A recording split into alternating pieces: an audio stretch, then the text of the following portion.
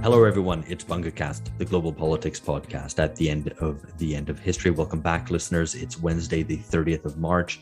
My name is Alex Hochuli, and I am here with a COVID-stricken George Hoare. George, how are you feeling? I'm feeling 100% fine because it's all fake. It's all fake. You have to hold that line. You can't let the reality of the disease kind of dissuade you from. No, I mean to be serious. I mean, I've just got a great mental attitude, so I'm actually feeling all right. You can just think your way through it. Yeah. Yeah, exactly. Power of positive thinking. Very good. Very good. Philip, power of positive thinking, not something one would normally associate with you. Are you on board with that?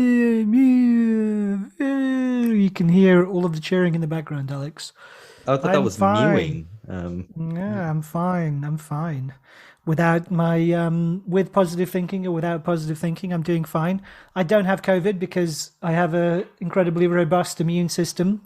You know, good genes and as well as a positive mental outlook, and it means that I've not caught the lurgy, unlike you two, both of you who've caught it. I haven't ever confirmedly had it, so I also think I have some superhuman strength. No, I think it's that you're both kind of enfeebled, basically millennials, and you catch all of these diseases because you're weak, basically. Yes, younger people are famously the most at risk from COVID. Anyway, let's not dwell on this. It's easy. It's easy to not catch COVID if you never leave your home and you're just there. And you have no friends. As a Korean doctor posted, it means you have no friends if you haven't caught COVID. Anyway, we're here to talk today about a subject that is, I guess, I was going to say very dear to our hearts, but maybe close to the center of our thinking at BungaCast, and has been since the very start. You may have noticed there's a picture of a guy on our logo and everywhere else. And that is a guy who crystallizes, distills perhaps the essence of what we're talking about today, which is techno-populism. Silvio Berlusconi, of course, in some ways was someone who, and still is, someone who condensed both populism and technocracy in one person. And keen observers who came before us even identified him as a real figure of that. Speaking of distilled, we actually have an in-house BungaCast cocktail, which is called the Silvio Berlusconi. There's videos of that floating about. Maybe we should repost that if you're interested to drink a cocktail, a Silvio Berlusconi cocktail, as you listen along, which I think all listeners do, right? I mean, every time I listen to a podcast, time is I it certainly in Brazil? have. It's 3. Not when I record a podcast. I just want to be clear. When I listen to one, it's 3 p.m. Thank you. And you're already thinking about cocktails, okay? Anyway, so yes, guys, when we started this podcast, was it nearly 5 years ago? We're coming up to the anniversary. Actually, we're maybe just a week away. We actually talked about this, right? We were talking about this from the early days, that this was the sort of thing that we wanted to focus on, at least from the start. I mean, I don't recall us saying this is going to be a podcast about techno-populism, but no, I think you are right, though. This is like the themes of technocracy, populism, how these contrast, or whether they really are opposed to each other. This is something we've discussed over the course of almost 5 years. Wow, time does indeed fly. Well, we identified Berlusconi early on as a figure who embodied both streams. So not just the kind of sleazy, demagogic, anti-establishment theme, but also the post-political, post-ideological CEO of Italy, the guy with managerial experience, the corporate leader who was going to bring his business savvy to the new Italian Republic. So, I mean, that was clear from the get-go. The phrase techno-populism wasn't the one that we used, but certainly the notion was there in terms of inspiring the podcast and using it as a frame with which to understand politics in the at the end of history and at the end of the end of history. Yeah, indeed. And indeed, it's interesting, actually. Every probably failed attempt of Berlusconi to make it back to the front line of Italian politics. Most recently, his attempt to become president of Italy has been framed kind of also both as a technocrat and as a populist. So, this was a populist, this popular figure who would come back and unite Italy, but it was also the guy who would come in and kind of clear away the populists of Lega. And so, I think even until now, he continues to exemplify that essential duality of techno-populism, which we may learn is more of a synthesis. George, why don't you tell us what today's interview is about? Yeah, so today we're talking with Carlo Invernizzi Accetti, who's Associate Professor of Political Science at City College, City University of New York, and is the co-author with Cambridge's Chris Bickerton of a book entitled Technopopulism. So, yeah, I mean, going through some of the varieties of technopopulism, the causes of this democratic logic, they call this the new logic of democratic politics, how this has replaced an older logic. What are some of the consequences? I think it's a really interesting book. I mean, I won't kind of tell you listeners what the central arguments are. Let Carlo do that. But a book also that I've reviewed for Damage as well, that I would recommend everyone go and pick up a copy, have a read. Yeah, indeed. And the George's review is in the show notes as well.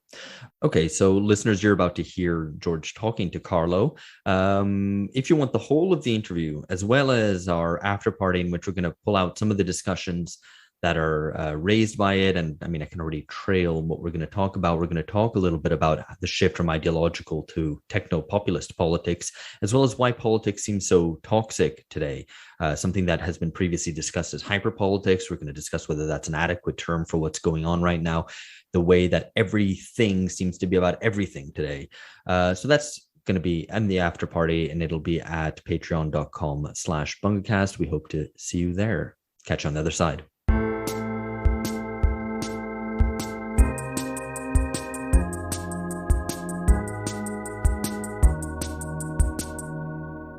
So thanks very much for being with us, Carlo. Thank you. It's a pleasure to be here.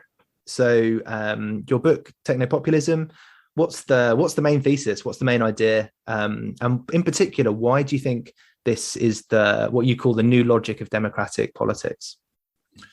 So the key idea of the book is that we are used to thinking about politics, and that was largely right for a long time, as a struggle, democratic politics, as a struggle between left-leaning and right-leaning political parties, rooted in certain ideologies and interests within society. While many people have said that that paradigm is in crisis, we don't think it's going away entirely. However, it is being in part overlain and in part replaced by a different type of logic of political competition today. What we observe is that claims to embody the people, claims to popularity, and claims to have the necessary expertise to be able to realize the people's will, or claims to competence, are becoming increasingly important in contemporary politics. And that's what we call populism and technocracy are becoming the new structuring poles of contemporary democratic politics. Not instead of, but above and beyond left-right ideological competition. However, populism and technocracy have one key difference with respect to the left and right logic of competition. Left and right are, because they are rooted in values and interests, opposed to one another. If you're more on the left, you're less on the right. Whereas populism and technocracy do not have that zero-sum relationship. It is possible to claim to embody the people's will and to claim to have the necessary competence to apply that in practice. So politicians today have an incentive, to the extent that they compete over populist and technocratic appeals, to combine the two.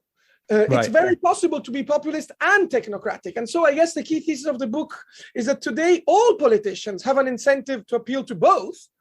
And what they actually compete over are different ways of being both populist and technocratic, different types of technopopulism, if you will. So the idea would be that you have to be both a technocrat and a populist basically to get anywhere. I mean, I think this is a really a great sort of starting point of the conversation. I guess the first thing that listeners might be thinking is that right? Isn't there kind of a conflict between these two ideas? Isn't there sort of an idea that, you know, populists are anti-technocratic, anti-expertise? We've all had enough of experts, all that sort of thing. I mean, is that might be some people's starting point here, maybe? Well, yes, of course. So there are many ways of combining appeals to populism and appeals to expertise with one another. Bizarrely, the obvious one is to pretend that they are opposed and then appeal to one. And this is, I take it, the quote from Gove that you mentioned. The people are sick of experts in the context of the Brexit debate. I note that in our argument, my argument and Chris Bickerton's, this is still within the techno-populist logic. You are appealing to populism and technocracy in the same breath and somehow staking out a position on that terrain, not on the ideological terrain of left and right. However, that is far from being the only, or in my opinion, even the most common way of playing this game, this new logic of politics today. Most people today think it's much better to be both, with the people and with the experts. And we see that a lot, for example, in the context of the pandemic, where populists often have their own expertise, where they claim to have their own studies. Well, the alternative facts of Donald Trump was a clear example, or, you know, Donald Trump giving examples of like his medical advice over how to get better COVID treatment, ivermectin or whatever. Yeah. So, science becomes, or expertise becomes, politicized as a ground of political contestation. So I think, the incentive that politicians has is to play in this new polarity that involves populism and technocracy. One way could be to oppose them and say, I'm against the experts, I'm with the people. Most contemporary politicians, it seems to me, Emmanuel Macron, the Five-Star Movement, many politicians in Europe, as Wolfgang Streeck noted on the London Review of Books recently, Angela Merkel, appeal to both registers at the same time. And I guess that is the key thesis of our book, that in different ways, different politicians are both populists and technocrats today. And that's what they compete over, different ways of being populist and technocratic. And that comes through really, really clearly in the book, that it's not the same. I mean, you have a left-right spectrum, you have to stake out a position on that. That's the kind of structuring narrative of politics, you might say. And today it's not. It's what's your position on technocracy or expertise or populism or the knowledge of the people, these sorts of things. I mean, I guess just to return to the subtitle of the book, so the new logic of democratic politics. What do you mean by this? You might already have actually covered this, but just so that listeners have a summary. It is what's important to understand is that people are used to thinking that populists or technocrats are a particular category of actors. There are the populists, and then there are the normal politicians. There are the technocrats, and then there are the normal politicians. If our thesis is correct, it's not quite like that. Everybody has an incentive to be populist to some extent and technocratic to some extent, and to mix them in some degree. And in that sense, so everybody has that incentive to be populist and technocratic in some way. And what they compete over is their different ways of embodying the people, right, and being experts. So that is a new logic. It's a new way of fighting. It's not what we like this quote from the American political scientist Schatzsnyder. Democratic politics is always about something. If you want to understand a party system, you want to understand what it is about. What are people fighting over? And both parties, even if they disagree, have an incentive in reproducing the logic they fight over. So he gives the example, even competing brands of cigarette makers have an incentive in promoting the use of cigarettes, even if they disagree which cigarettes you should get. So that's what cigarette marketing is about. Well, contemporary democratic politics is about how populist and technocratic you are. That's what people compete over. That's the logic of this new type of political competition.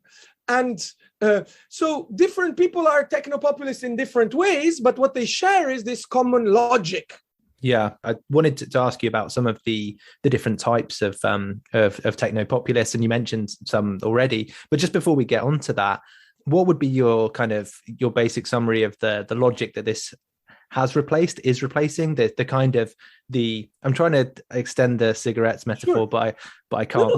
The pipes, like what was the? So the logic it replaces, we call the ideological political logic.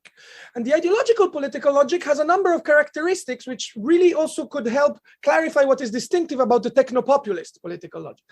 In the ideological logic, parties stand for particular ideologies or sets of values, visions of the future that are rooted in particular interests within society. So for instance, communist parties stand for the interest of a class, the working class, and have an ideology which is based on those interests. It's rooted in it's an ideology which is rooted in values and interests. And it's a part. That's why it's a party. It represents the interests of a part, the working class in this case, a particular group. Christian democratic parties, just the same. They represent the interests and values of a section of society, the Christians. And that's why they are parties. Technopopulism, also important to note, parties that compete on the left-right dimension ideologically are horizontal with each other. Left-right is a horizontal dimension. Left supposes a right, and they are equally legitimate. Your interests are legitimate as mine a priori, and depends who gets more votes, gets to govern.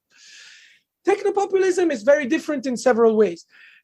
Both populists and technocrats do not claim to stand for any values or interests of a part of society.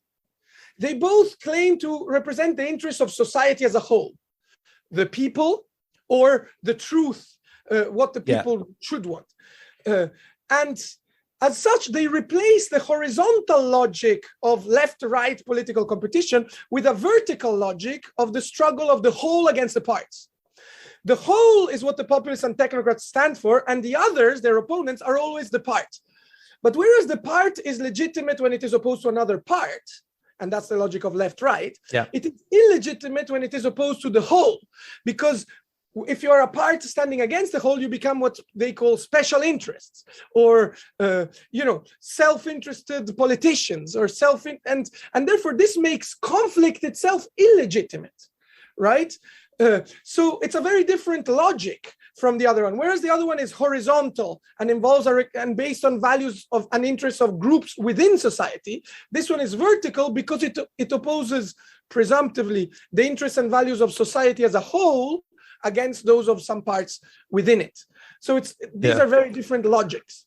Yeah, I mean, we can come on to the pandemic, for example, and see how this might have been illustrated by this idea of having the truth, the whole of society. This is what should happen, and anybody who disagrees with it representing a partiality and being delegitimate or delegitimized for that reason. But yeah, I mean that was I think really useful summary of that kind of ideological political logic of democratic politics. But yeah, I wanted to ask you a little about some of the different types of techno-populists and just for listeners, is this the different types, is this different kind of positions on that techno-populist spectrum? Is that the way to understand it, in the way that you might have center left, center right, far right, or is it a little bit different? No, it's different because here the method shifts.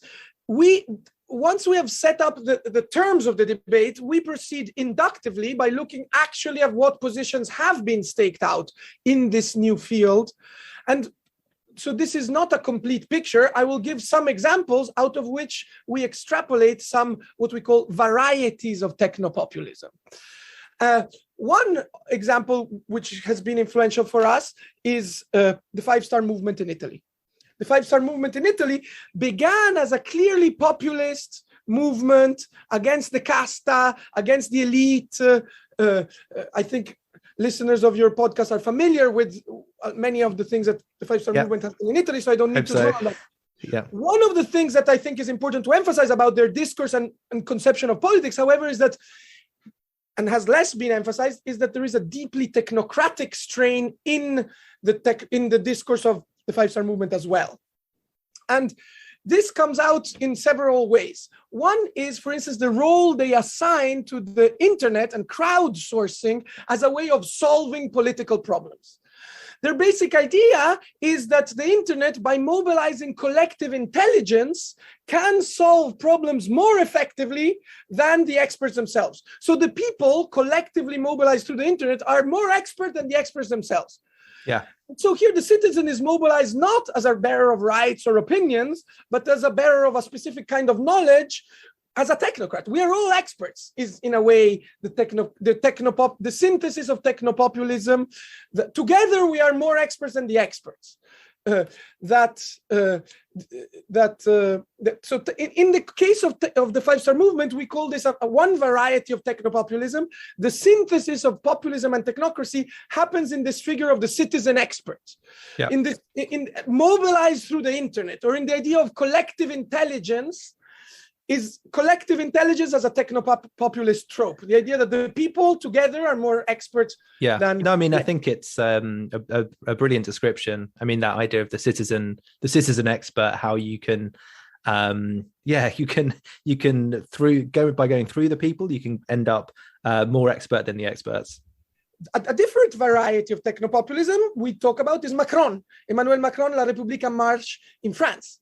This is a very different type of technopopulism for us, because here the synthesis between the people's will and expertise does not happen in the figure of the citizen expert, but in the figure of what we call the redemptive leader, or in the figure of Macron himself. He somehow positioned himself as the embodiment of the French Republic. It's in this respect, it's worthy of noting that the movement En Marche, La République En Marche, had the same initials as Emmanuel Macron. But also as a problem solver. The problem solver. He had worked at Rothschild. He was able to find solutions. He would cut through the bureaucracy. So here the synthesis between the people's expertise and the people and the expertise happens in the figure of the redemptive leader as a problem solver. The people's problem solver is what we call Macron. And so in a way, here we already have an important distinction. We call, in a way, the Five-Star Movement as a bottom-up form of technopopulism, and La République En Marche as a form of top-down. If we have time, I'll tell you about a third example, which may be interesting to the British readers or listeners. We also consider Tony Blair's New Labour, an early, maybe one of the first examples of technopopulism, which is another variety, because here it happens not through the creation of a new movement, but through the transformation of an existing party. New Labour is a transformation of old Labour. And here it is through a transformation in the nature and the organizational structure of the party itself. That's why we call it a middle out form of technopopulism. And the key figure here is the pollster. Tony Blair, which had, as we know, many populist features, the people's, Peter Mayer has already discussed this at such length, I don't even need to talk about it, but also the guy who said what matters is what works. He was both populist and technocratic, but the synthesis here happens through the figure of the pollster. The pollster is another deeply technocratic figure, because techno-populist figure, because it is the scientific production by experts of popular opinion. Yeah. So how we mobilize science to actually know what the people really think. And as one of the first governments through polling, constantly following public opinion as mobilized by these, experts at public opinion, we have a party that is transformed in a kind of polling machine, like the New Labour Party, and a machine for understanding what the people really want in scientific methods. And here we have a third synthesis of populism and technocracy. No, very sophisticated market research kind of and brand sales machine in terms of New Labour. But no, I think that's really interesting, having those three characters, the citizen expert, the redemptive leader, and the pollster, as the three kind of individuals that listeners can kind of associate with these three. And it's not exhaustive. Movements. There are many others. No. People can continue to mix populism and technocracy and come up with new, I dare say, with Gramscian memory, monsters constantly. They keep doing it. But just I wanted to ask you about the people's problem solver, Macron. Like, what would be an earlier sort of redemptive leader? Because I think there are many ways that a leader could be redemptive, and by solving problems, that's certainly one sort, but that's maybe not the most politically obvious way that a leader could be redemptive. Absolutely. I mean, the obvious example for Macron, the reference in France is de Gaulle, right? And de Gaulle also had this embodiment idea of France. He often, in his speeches, treated interchangeably himself and France. So there is a long history in France of this embodiment model of the Republic, which has deeply populist features and has been studied by many. I don't need to repeat here from Federico Finkelstein onwards, but and not only, but by many. I have been told, and it's interesting that would de Gaulle be an example of prehistory of technopopulism? And would it challenge our position? There are also many other features that they share in common. For instance, I mean, the role of expertise in French politics, the ENA, these great experts that run democracy, and the anti-partisanship. De Gaulle's message was always, was a member of a political party, Rassemblement Populaire, always anti-party. Anti-partisanship was an important element of de Gaulle's political identity. I think, so he may have belonged to a prehistory of technopopulism in that regard, as a redemptive leader, and he belongs to the prehistory of Macron. The social conditions were very different, though. At the time, you still had organized, mobilized political parties in opposition, and even despite his anti-partisanship, ultimately, Gaullism was forced to take the form of a political party, the RPR.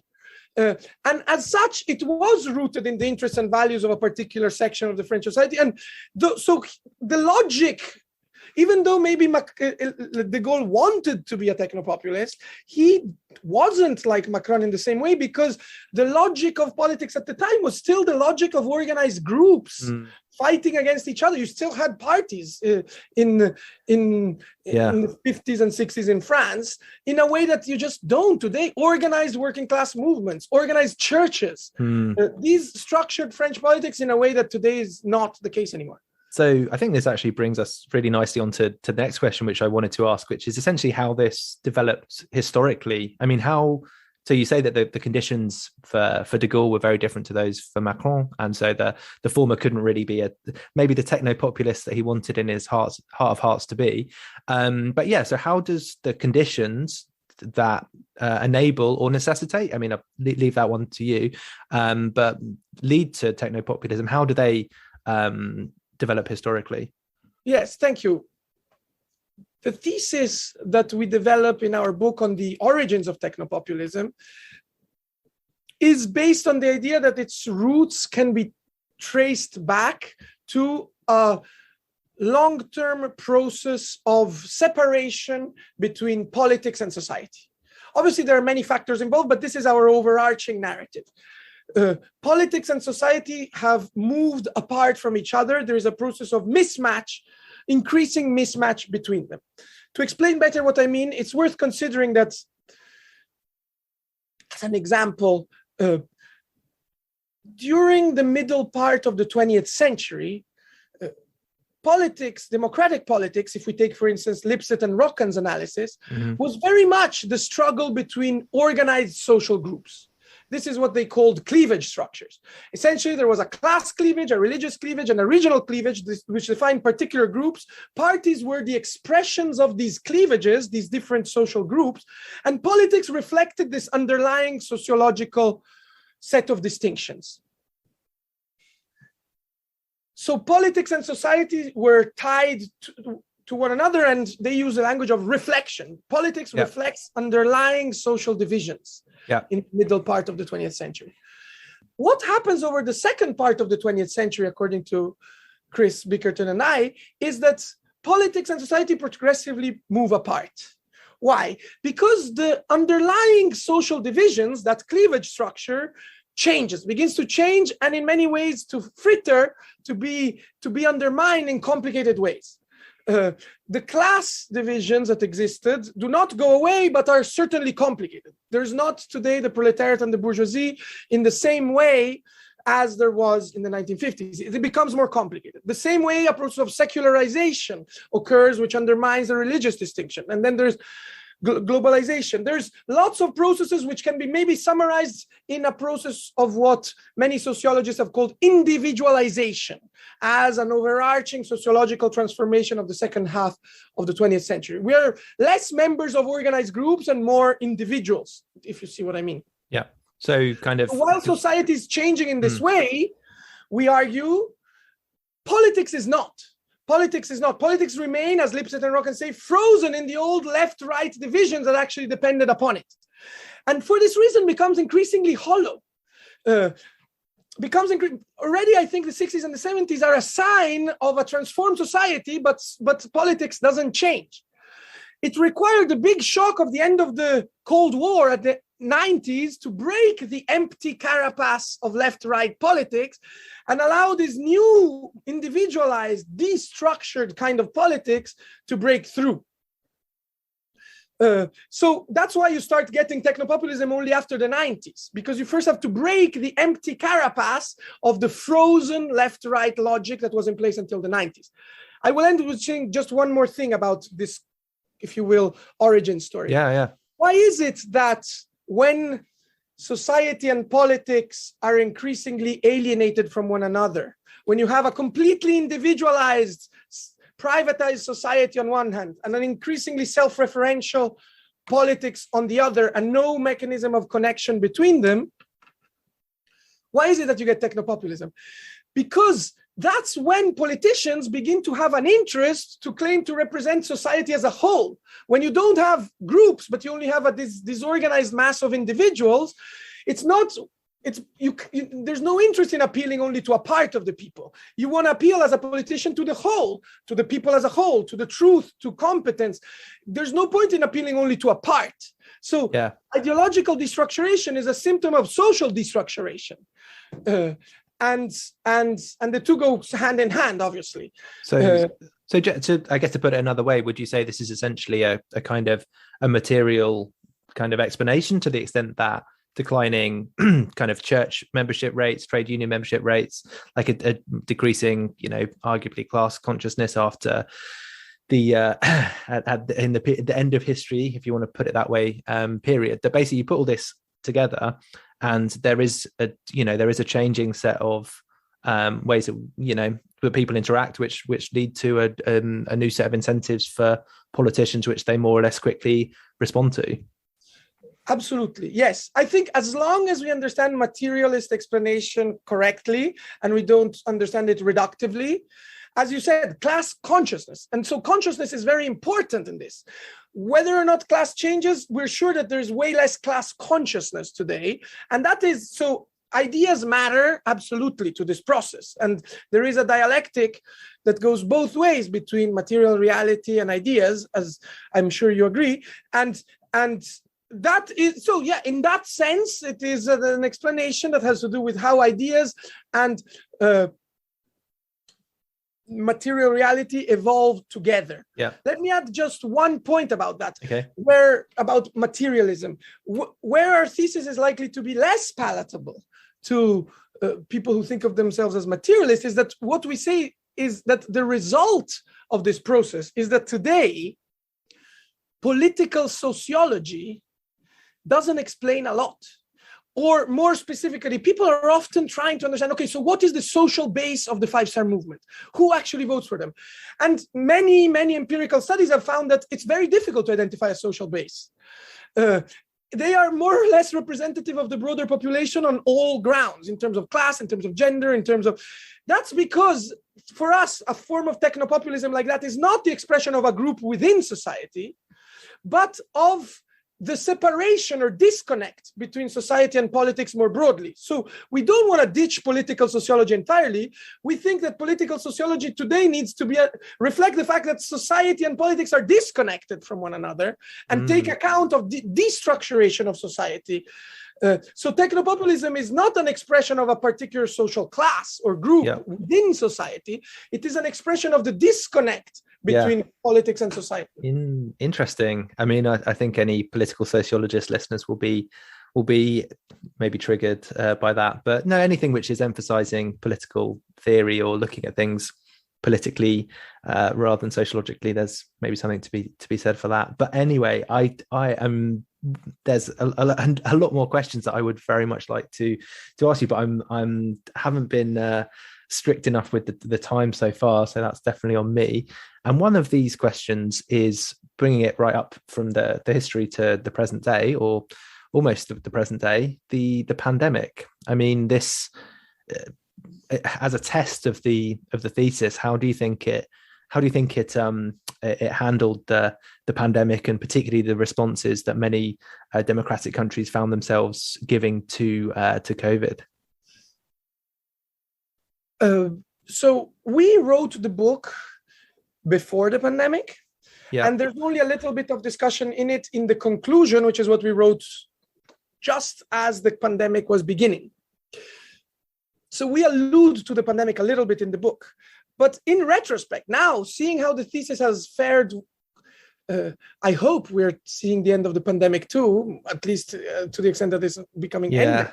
Definitely. Let's see about that. But whatever, I dare say that it seems to me the thesis has fared out pretty well, in the sense that if there would be any evidence that politics is increasingly becoming a struggle between those who claim to have the expertise and those who claim to represent the people, as I mentioned before, these debates, everything seemed to me framed in those terms about the pandemic. The whole debate about whether Trump was competent enough to steer us through the pandemic was framed in those terms. He's a populist, he doesn't have the expertise. And what the people really want is to be free. They don't care about the expertise. So this framework, I saw very little in the way of like what would be a left-wing response versus a right-wing response to the pandemic. How do different political parties and different social groups stand to gain or lose from the pandemic seem to me nowhere discussed. Whereas always it was a question of what the people as a whole want and what expertise requires. So if we needed any evidence that politics was becoming more techno-populist, it seems to me the pandemic was treated in very techno-populist ways. Not that it had to, but it was. No, I think it was quite striking. So it's a kind of, what's the opposite of a trick question? Like a softball question. I mean, I think it really was quite striking how, like you said, what a left wing or what a right wing response to the pandemic was. There was I think it was very revealing and quite very illustrative that the relationship of these groups these ideas of left and right to previous parts of the social whole definitely weren't as strong as they had been. I mean, do you have any favorite examples of a kind of here's a techno-populist claim or like way of framing things that you saw during the pandemic? I always remember when Trump is trying to like promote ivermectin or even at some point like drinking bleach, and there's the doctor like Fauci there who's like dying inside. This is an example of what happens to politics when it's not about values but about expertise. Expertise becomes politicized, and then you have different people disagreeing about whether ivermectin cures COVID or not. Yeah. That becomes politics, which is bad for politics and for science. Very, very true. Yeah, I mean, the replacement of ideas of who wins and who loses with what does this particular chart say? Well, I've got another chart and this line is going up, down, whatever. Yeah, no. So, no, I think maybe to kind of develop this a little bit, what do you think are some of the implications? Like, how could this, either develop or what does this mean for the way that we experience politics, for like what the possibilities are? I mean, what are the implications of if we are in a techno-populist world now? Yeah, I should say, I hope it's clear from now that whereas this is a political science book, we want to try to describe what's going on. We also have opinions, and we don't think it's any good. Technopopulism is a problem for the quality of our democratic regimes. We talk about many of the consequences that substantiate that claim. Here I will focus only on two illustrative ones. Okay. First, we think that as technopopulism becomes the structuring logic of contemporary democratic politics, politics is likely to become more and more toxic. This is something that has been commented upon by many people, that we don't have adversaries anymore, we have enemies. That there's even empirical evidence of affective polarization, that we're not willing to accept other people's opinions. And we see this as a consequence of that fact that politics is it's not anymore left to right, which are on a horizontal plane. I'm on the left, you're on the right, we're the same. We have different interests and different values, perhaps. Now, if we stand for the interest of the whole, the other is always an illegitimate part, and therefore becomes an enemy of the people. Of course, if you are the people, who is against you is always the enemy of the people, and as such illegitimate. So it's not a coincidence that politics is becoming more toxic, because when it's fought not as a struggle between different parts, but as a struggle between everybody pretending to be the whole against the parts, the other, the adversary, becomes an enemy.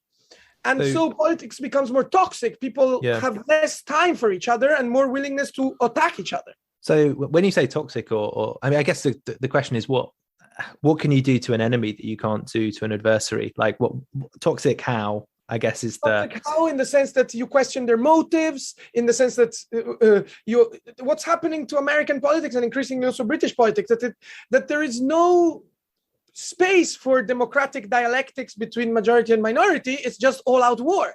So what do you do to an enemy? You question their motives. You pretend that they are illegitimate. You exclude them. You do not accept the results if you lose. You don't need to debate. I guess there's nothing that can be. Yeah, you can only fight. Yeah. So and at the limit point, you don't accept the results if you lose, which is what happened in the United States after January 6th. A second paradoxical consequence, which seems, but only seems, to run against the first one, is what we call desubstantialization.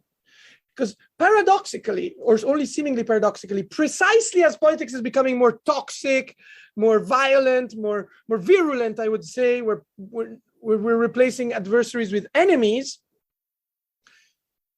actually there's not a lot that we fight about concretely, because populism and technocracy are not rooted in this concrete interests and values of specific groups within society, but are these attempts to appeal to the interests of the whole.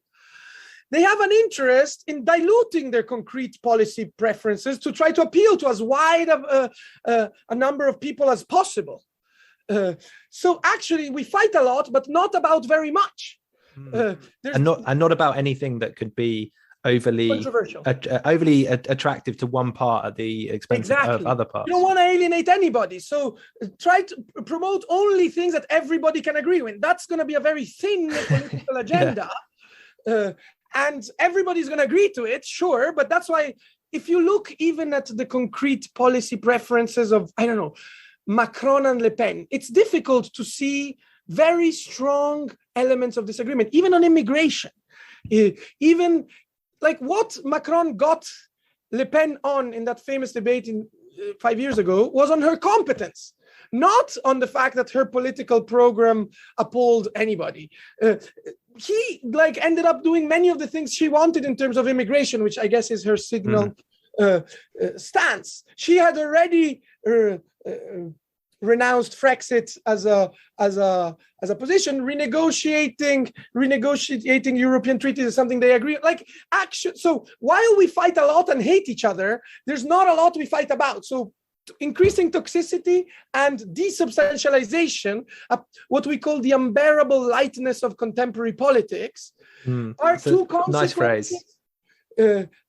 Are two consequences of technopopulism for us. Okay, so unbearably light contemporary politics, increasingly toxic and desubstantialized. I think that's a very, very nice way to frame it.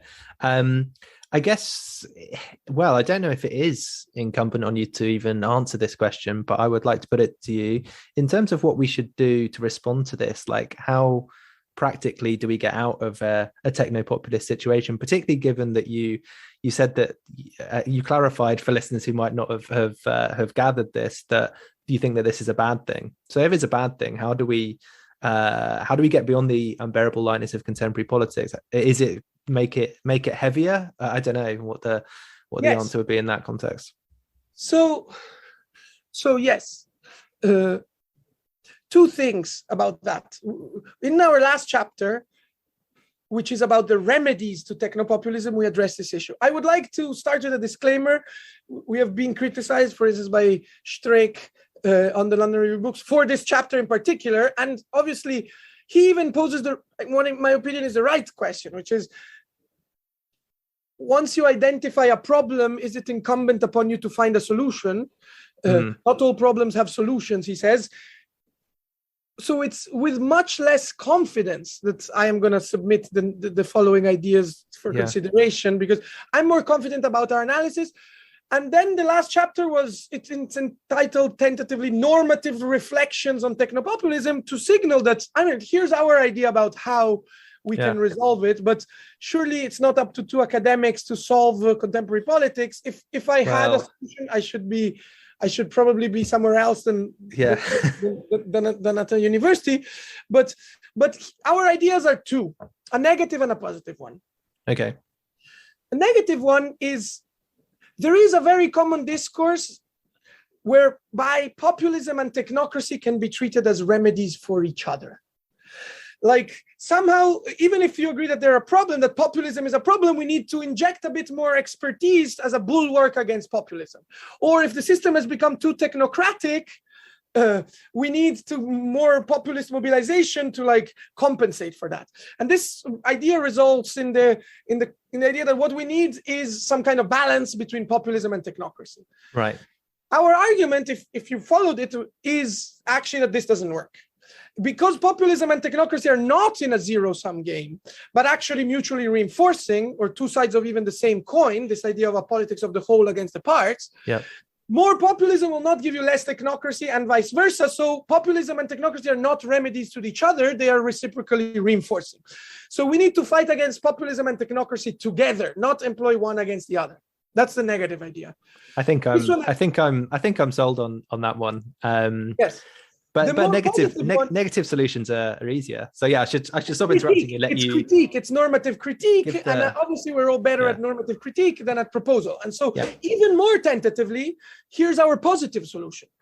Our positive solution is, well, if it's true that technopopulism stems from this growing separation between society and politics, which I failed to mention this before, we ultimately locate in a crisis of what we call the intermediary bodies between society and politics.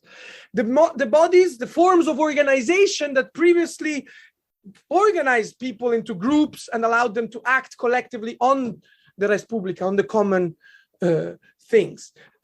So what are these intermediary bodies? Obviously, political parties, but also trade unions, but also churches, and of course, the ultimate mediator, the media.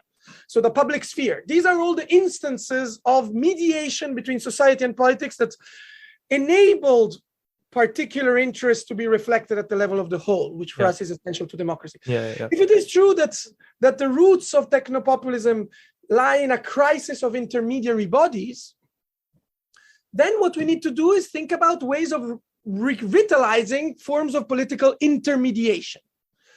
And I know that this is sort of controversial because there is a trend of disintermediation. All the technopopulists, like Grillo, like Renzi, say what we need is less mediation, less organization. Let the people speak directly. What we want is direct democracy. Well, our argument running against that is no, what you need is more mediation, more forms of collective organization that allow people to be grouped in groups, social groups that can act over the whole. And so what does it mean? More political parties, more forms of organization, more trade unions, more political deliberation as structured political deliberation, not Twitter, but newspapers. That's a mediator. So, I mean, I think the logic of this response, I definitely buy it. But I guess it's not even really a critical point, but this is quite a difficult thing to do, right? This would be a massive work of rebuilding society, not to put it in a too grandiose way. Is that what would be required? I mean, is it really something of that kind of enormous social scale? Sure. I mean, I don't think it's that much of a social scale, because I think we should also not forget that there is, and it's pretty clear from very things, a demand for political participation. There is, and we see it all the time, even like demonstrations have been increasing all the time, like from the anti-war movements of the early 2000s to the Gilets jaunes there constantly are these incipient social movements, Occupy, that develop. I think there is a demand, but it is unstructured. It is precisely this disorganized expressions of popular discontent that could be take the form of manifestations of rage, it seems to me.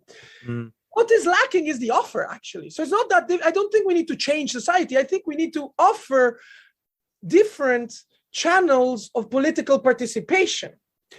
And in that regard, I think another argument Chris Bickerton and I make is that why is it that the offer is inadequate to the demand?